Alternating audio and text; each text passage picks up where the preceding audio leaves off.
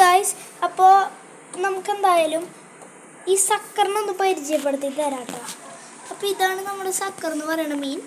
അപ്പോൾ ഇതിൻ്റെ വായ ഈ ഒരു ഭാഗത്തൊക്കെ ആയിട്ട് വരും. നമുക്ക് കാണാൻ പറ്റില്ല ക്ലിയറായിട്ട്, കാരണം അവൻ ഒന്നാമത് തന്നെ ഭയങ്കര ഇതായിട്ടിരിക്കുന്നത്.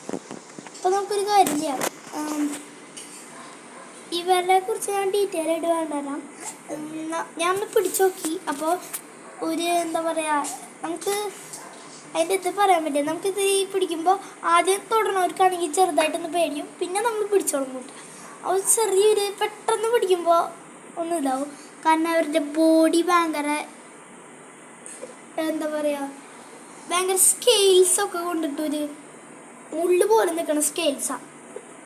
പിന്നെ ഇവരുടെ കണ്ണ് വായ ഇവിടെയും കണ്ണ് ഈ ഒരു ഭാഗത്തൊക്കെ ആയിട്ട് വരും. വായൻ്റെ തൊട്ട് മുമ്പിൽ കണ്ണായിട്ട് വരും. നമ്മുടെ 2 ഗോൾഡും ഷാർക്കും ഉണ്ടല്ലോ. ഓക്കെ. അപ്പോൾ പിന്നെ ഇവർക്ക് നല്ലൊരു ബ്യൂട്ടിഫുൾ ടെയിലുണ്ട്. അപ്പോൾ രണ്ടാമത്തെ സക്കർ ഫിൽറ്ററിൻ്റെ ബാക്കിലാണ് ഇപ്പോഴും. അപ്പോൾ നമുക്ക് എടുക്കാൻ പറ്റുമെന്ന് അറിയില്ല, ഒന്ന് ട്രൈ ചെയ്ത് നോക്കട്ടെ. വിളിക്കാൻ പറ്റുമോ നോക്കട്ടെ.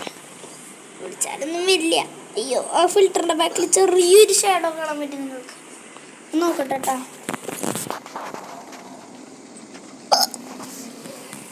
ഗൈസ്, കാണാൻ പറ്റുമോയെന്ന് എനിക്കറിയില്ല.